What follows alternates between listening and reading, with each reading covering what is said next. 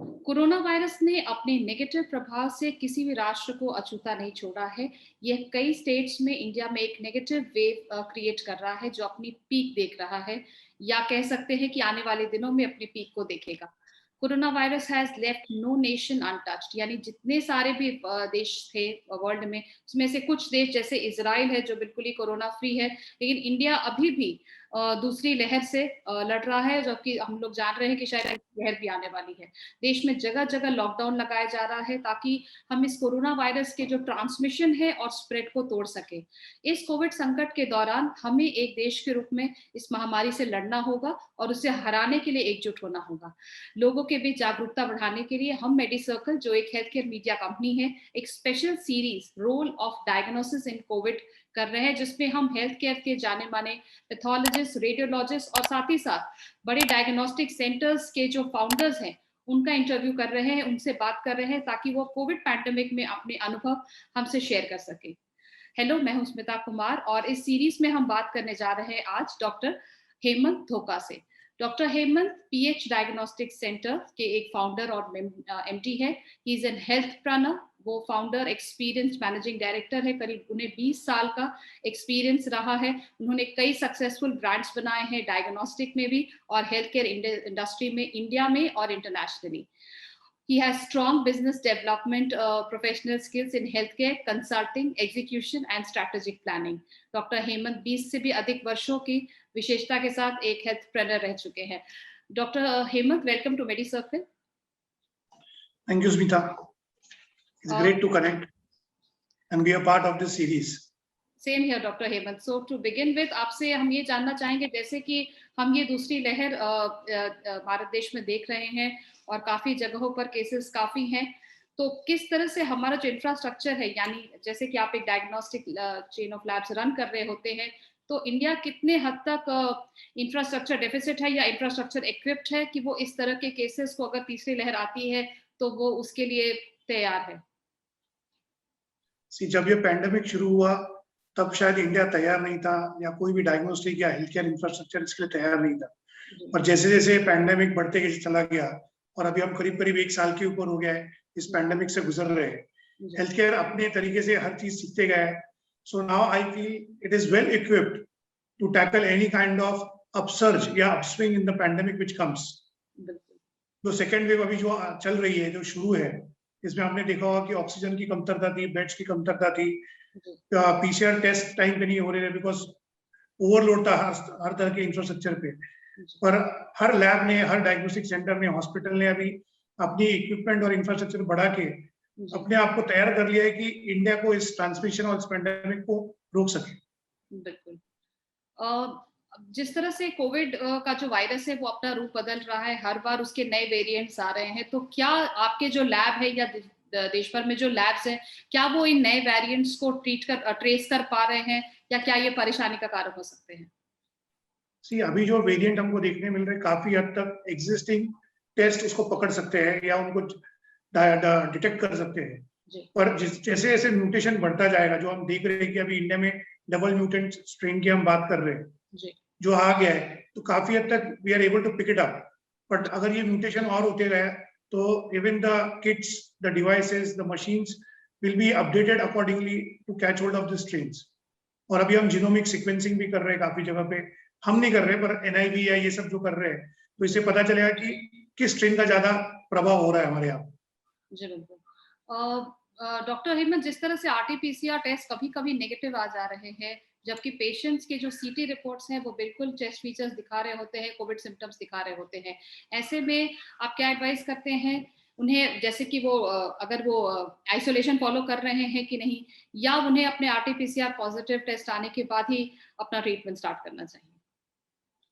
RTPCR test negative आने के कई कारण हो सकते हैं। सबसे पहला कारण है कि वो टेस्ट कैसे लिया गया है, सैंपल लेने का तरीका, उस टेक्नीशियन की स्किल, एबिलिटी भी जो है, और प्लस ये वायरल लोड अगर बहुत कम होगा शुरुआत में, अगर जस्ट शुरू हुए सिम्टम्स, तो आरटीपीसीआर की सेंसिटिविटी करीब करीब 70 to 75% है।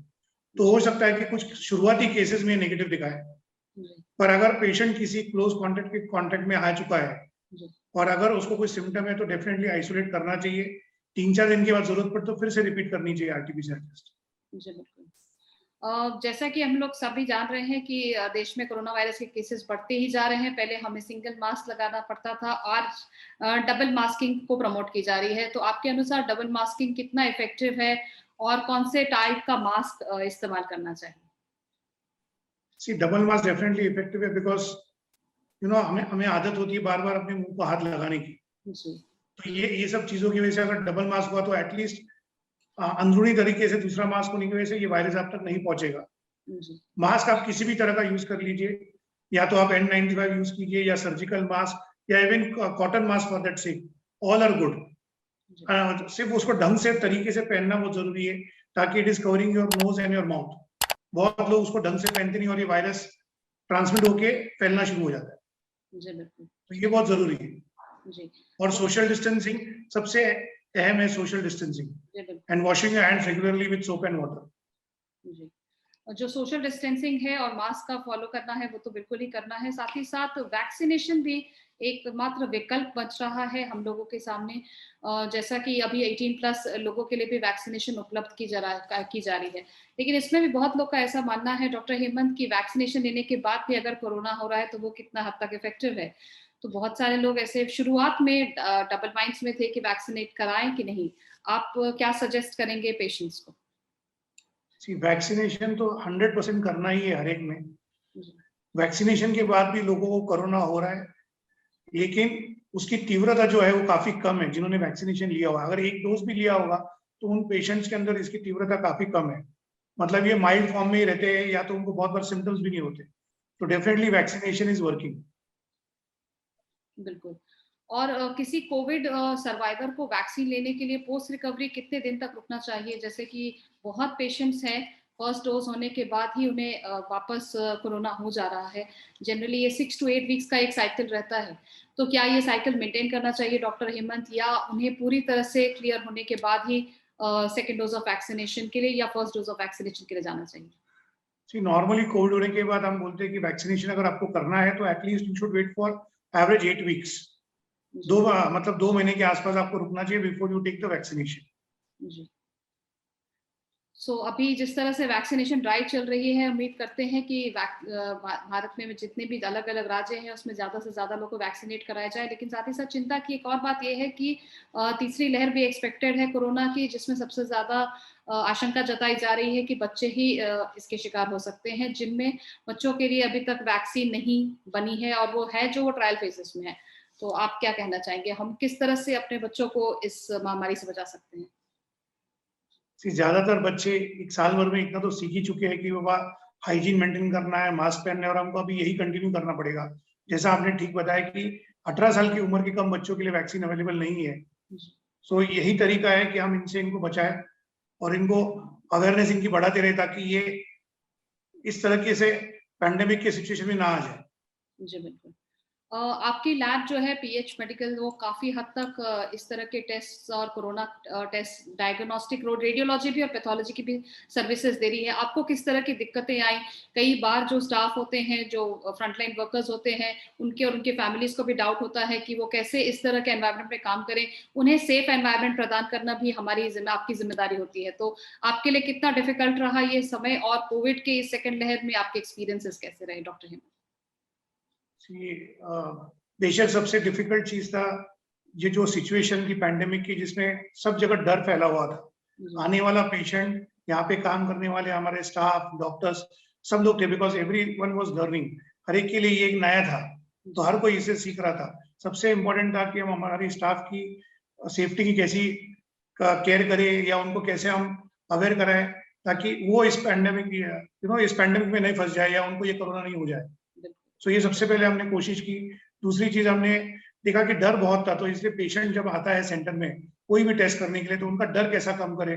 काउंसलिंग इज वेरी इंपॉर्टेंट, जी, फिर वो पेशेंट की हो या स्टाफ की हो, ये जी। बहुत जरूरी था। तो थोड़ा सा पेशेंट को काउंसिल करके कि डरने की इस बात नहीं है, और testing at the right time at the right moment, और इसके अगर सही टाइम पे ट्रीटमेंट शुरू की जाए तो कोरोना पे हम जरूर काबू कर सकते हैं।